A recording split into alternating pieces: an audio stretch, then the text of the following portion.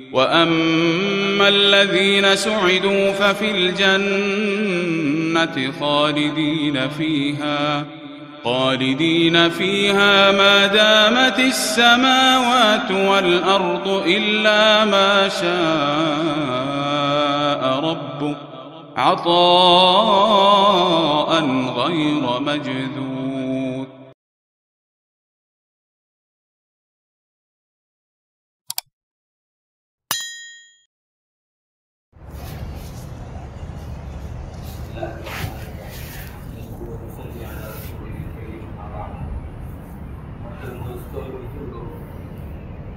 جیسا کہ آپ کو معلوم ہے، میں بیماری کے موقع پر مسلمان کو کیا کیا آداب بجا لانے چاہیے ان کا ذکر آپ حضرات کے سامنے کر رہا تھا۔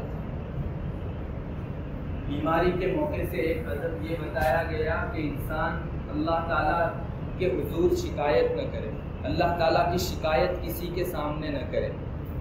بیمار ہو گیا، اب کوئی آدمی بیمار کرسی کرنے کے لیے آیا تو اس کے سامنے اللہ تعالیٰ کی شکایت کرے، یا بیماری سے وہ ناراض ہے اور بیماری اس کو پسند نہیں ہے، اس قسم کا اظہار کسی کے سامنے کرے تو یہ چیز بھی پسندیدہ نہیں ہے۔ اور حدیث شریف میں اس سلسلے میں مستقل وعید جیسی بات آئی ہے، چنانچہ بعض روایتوں میں آتا ہے کہ جب بندہ بیمار ہوتا ہے تو اللہ تعالیٰ اس کے نیکی اور برائی لکھنے والے دونوں فرشتوں کو فرما دیتے ہیں کہ اس بندے کی واچ رکھو، یہ اپنے بیمار کرسی کرنے والوں کو کیا کہتا ہے۔ اگر وہ بیمار کرسی کرنے والوں کے سامنے شکایت کرتا ہے اللہ تعالیٰ کی کہ مجھے بیماری دے دی یا کیا ہو گیا جو مجھ کو ہی بیماری لگی، اس قسم کی کوئی چیز شکایت کے لہجے میں کر دیتا ہے تو پھر یہ فرشتے کہتے ہیں کہ ایسا ہی ہو، یعنی تیری بددعا تجھ کو لگے۔ اور اگر اللہ کی تعریف کرتا ہے وہ اس پر کہ میرے رب نے جس حالت پر رکھا اس کا شکر ہے، تو پھر یہ فرشتے اس کے حق میں دعا دیتے ہیں۔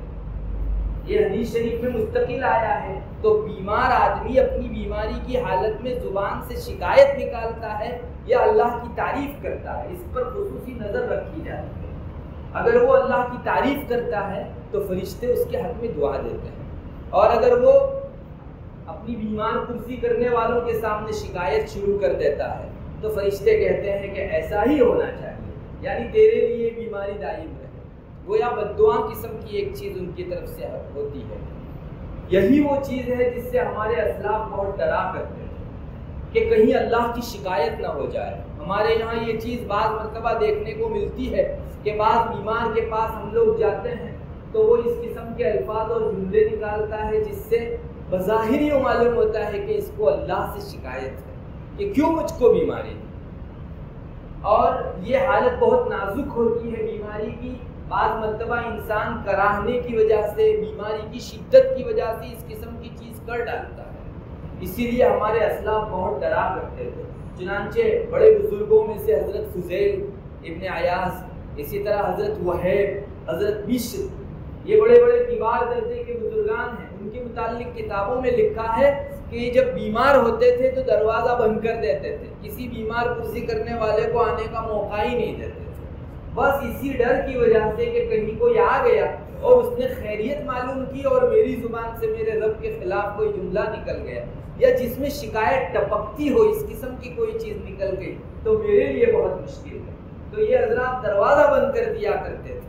حضرت فضیل ابن عیاض تو فرمایا کرتے تھے کہ میں بیماری کو صرف اس لیے ناپسند کرتا ہوں کہ اس میں بیمار کرسی کرنے والے لوگ آتے بہت ہیں، اور ظاہر ہے کہ اتنے لوگ آئیں گے بیمار کرسی کرنے کے لیے، اور مسلمان کا مسلمان پر حق ہے، کیوں نہیں آئیں گے؟ آئیں گے، مگر مجھ کو اپنے اوپر اندیشہ یہ ہے کہ میں کہیں تاب نہ لا سکوں اور ان کے سامنے میں نے اللہ کی شکایت کر دی تو سارا اجر دھل جا سکتا ہے، بلکہ آدمی خسارے اور ٹوٹے میں پڑ سکتا ہے۔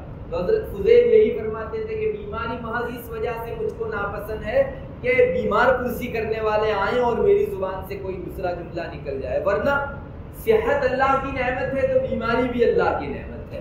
میں بیماری کو کسی اور وجہ سے ناپسند نہیں کرتا کہ وہ تکلیف دہ ہے، میرے بدن کے اوپر اثر انداز ہوگی۔ رب جس حالت میں رکھے میں اس پر رہنے کے لیے راضی ہوں، مگر ایک چیز کی وجہ سے بیماری نہ آئے، اس کی میری چاہت رہتی ہے کہ کہیں میں بیمار ہو جاؤں اور لوگ آئیں اور بیمار پرسی کریں اور میری زبان سے شکایت نکل جائے۔ یہ بڑوں کی نگاہیں بہت بڑی ہوا کرتی تھی۔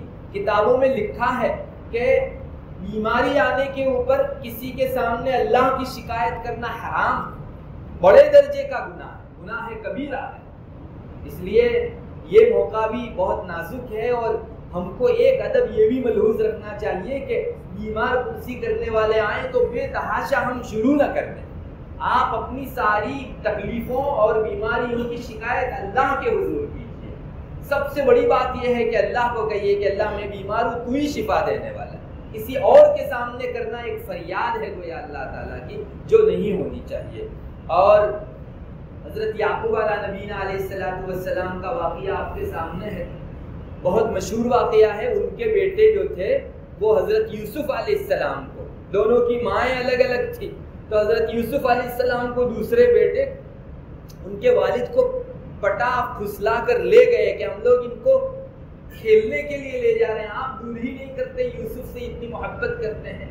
لے جانے کے بعد ان کو کنویں میں ڈال دیا حضرت یوسف علیہ السلام کو، اور ان کا جو لباس تھا، ان کا جو کرتا تھا، اس کرتے کو لہو کے اندر خون میں بھگو دیا، اور پھر روتے ہوئے اپنے والد کے پاس آئے، یعقوب علیہ السلام کے پاس، اور آ کر کہا کہ روتے ہوئے کہا وَجَاءُوا أَبَاهُمْ عِشَاءً يَبْكُونَ، روتے ہوئے انہوں نے کہا کہ ابو ہم کیا کریں، ہم کھیل رہے تھے اور یوسف کو ایک جگہ ہم نے بٹھا رکھا، اچانک بھیڑیا آیا اور یوسف کو کھا گیا اور پھاڑ کے کھا گیا۔ اس کی علامت یہ ہے کہ اس کے یہ کپڑے ہیں رنگے ہوئے خون سے۔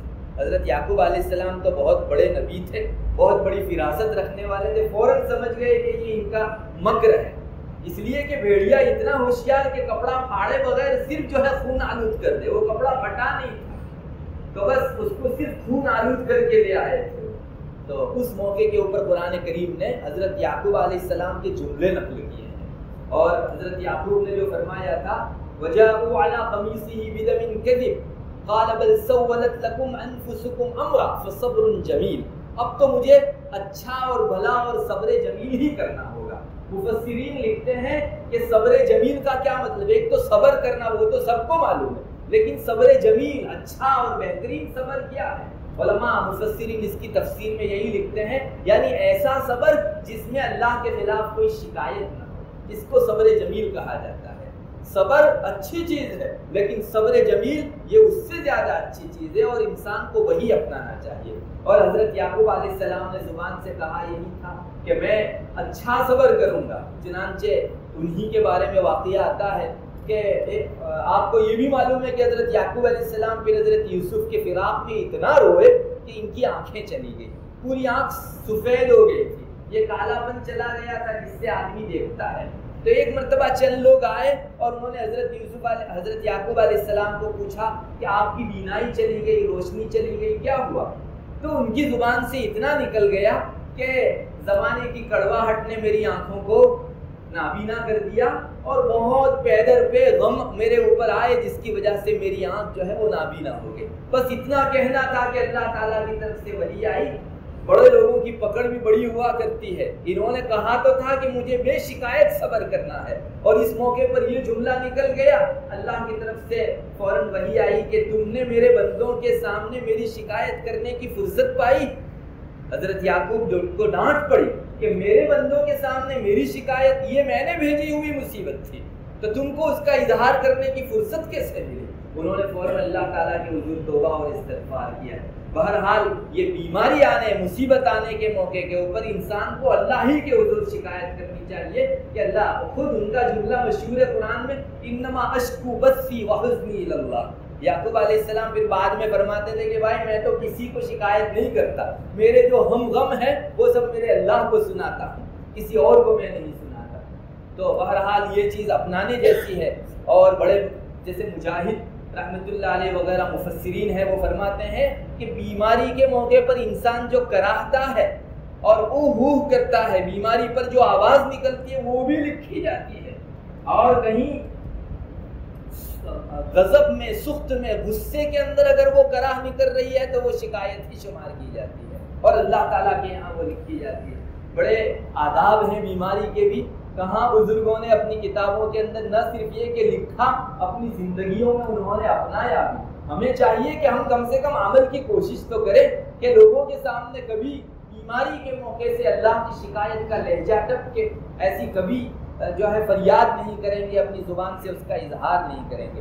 ہاں علماء نے لکھا ہے کہ بعض مواقع کے اوپر انسان اپنی بیماری کا اظہار کر سکتا ہے. جیسے اگر کوئی طبیب کو بتاوے کہ مجھ کو یہ شکایت ہے، تو علماء نے لکھا ہے کہ طبیب کے سامنے کہنا یہ اللہ کی شکایت نہیں ہے. وجہ یہ ہے کہ ہم تو اس سے دوائی حاصل کرنے کے لیے اس کے سامنے اظہار کرتے ہیں. چنانچہ ابھی بشر کا جو میں نے حوالہ دیا، حضرت بشر حافی بہت بڑے بزرگ گزرے ہیں، وہ دروازہ بند کر دیتے تھے کسی بیمار کرسی کرنے والے کے لیے، مگر ان کا ایک طبیب تھا جن کا نام عبد الرحمن تھا. عبد الرحمن طبیب کے سامنے وہ بیماری کا اظہار ضرور کرتے تھے. امام احمد رحمۃ اللہ علیہ جب بیمار ہو جایا کرتے تو وہ کبھی کسی کے سامنے اظہار کرتے اور یہ فرماتے کہ میں اس لیے بیماری کا اظہار کرتا ہوں کہ اللہ مجھ پر کتنا قادر ہے لوگوں کو پتا چلے. یعنی میں بے بس ہوں، میں عاجز ہوں، میرا رب مجھ میں جو چاہتا ہے وہ کرتا ہے. اچھا یعنی صحت و تندرستی تو وہ لاتا ہے، اور بیماری لانا چاہے تو اس کو کوئی روک نہیں سکتا. تو میں اللہ کی قدرت کے اظہار کے لیے لوگوں کے سامنے جو اس کا اظہار کرتا ہوں. اچھی نیت ہو، اگر ہماری اسی نیت کو ہم لوگ موڑ دیں تو ایک اچھی کار ثواب بھی بن سکتا ہے. تو سب سے پہلی چیز یہ ہے کہ اگر طبیب کے سامنے آپ اظہار کریں تو اس کو شکایت نہیں کہا جائے گا. اسی طرح بعض لوگ اپنے شیخ کے سامنے اظہار کرتے ہیں، بڑوں کے سامنے اظہار کرتے ہیں. جیسے ہمارے اسلاف میں بھی اس کے واقعات ملتے ہیں کہ وہ بیمار ہوتے تو اپنے شیخ کے سامنے، اپنے مرشد کے سامنے اظہار کرتے، اور اس نیت سے اظہار کیا کرتے تھے کہ میرا شیخ اس موقع کے اوپر مجھ کو کیا کرنا ہے اس کا عمل تلقین کرے، کہ مجھ کو اس وقت کیا جذبات رکھنے ہیں، کس طرح سے کرنا ہے، مصیبت آنے پر کیا آداب بجا لانے چاہیے. اگر اس نیت سے کسی طبیب باطن کے سامنے، کسی شیخ کے سامنے وہ آدمی رکھتا ہے تو ایسے ہی جائز ہے جیسے طبیب ظاہر کے سامنے رکھنا جائز ہے. حضرت حسن بصری رحمۃ اللہ علیہ فرمایا کرتے تھے کہ اگر کسی کو اس کی بیماری کے بارے میں پوچھا گیا اور اس نے جواب میں سب سے پہلے اللہ کی تعریف اور حمد و ثنا کی کہ میرے رب کی تعریف ہے، وہ جس حالت میں رکھے میں راضی ہوں، اس کے بعد اگر وہ بیماری کا اظہار کرتا ہے تو شکایت کے دائرے میں سے یہ آدمی باہر نکل آتا ہے.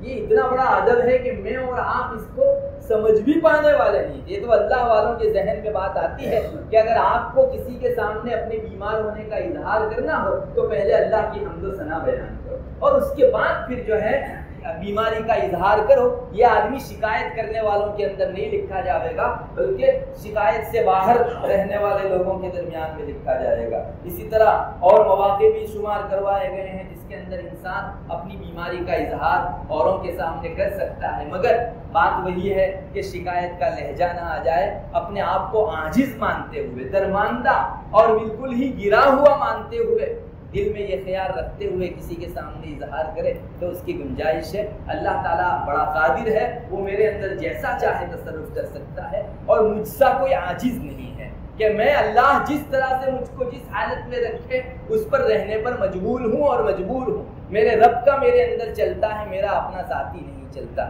اس قسم کی جذبات اگر ایمان کے ہوں تو وہ اظہار کر سکتا ہے. بہرحال ہم لوگ کم سے کم کوشش تو کریں کہ آئندہ اللہ نہ کرے کبھی بیماری آ جاوے تو اپنے اوپر جذب رکھنے کی کوشش کریں کہ میرے رب کی کہیں شکایت نہ ہو جائے، اور کہیں اظہار بھی کرنا ہو اللہ کی حمد و ثنا کر کے دل میں یہ خیال لا کر کے اللہ میں بہت عاجز ہوں اور میں بہت درماندہ ہوں، بہت چھوٹا ہوں، تیرا سب کچھ تصرف مجھ میں چلتا ہے.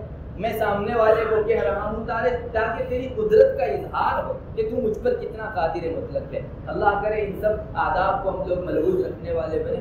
امام غزالی رحمۃ اللہ علیہ نے بڑی تفصیل کے ساتھ یہ آداب لکھے ہیں. اللہ تبارک و تعالی عمل کی توفیق فرمائے.